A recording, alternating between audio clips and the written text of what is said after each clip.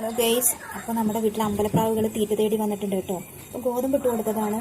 അപ്പോൾ ദസുക്ക് ഇവിടേക്ക് കയറ്റാൻ വേണ്ടി നോക്കുകയാണ് കേട്ടോ. ഇവിടെ പതുങ്ങി നിൽക്കുന്നുണ്ട് ഒരു അമ്പലപ്രാവിനെ പിടിക്കാൻ വേണ്ടിയിട്ട്. കിട്ടുമോ എന്താ അറിയില്ല, നമുക്ക് നോക്കാം കേട്ടോ. 4 പേരുണ്ട്, 4 പേരില്ല, അതിൽ കൂടുതലുണ്ട് കേട്ടോ.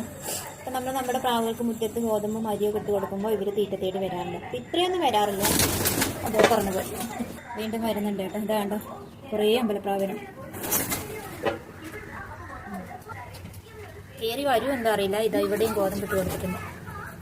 നമ്മുടെ വീഡിയോയിലേക്ക് അപ്പൊ നമ്മള് അമ്പലപ്രാവിനെ പിടിച്ചു കേട്ടാ. ട്രാപ്പ് ചെയ്ത് പിടിച്ചതാണ്. അമ്മ നേരത്തെ പറഞ്ഞു പിടിക്കാൻ പറ്റില്ല.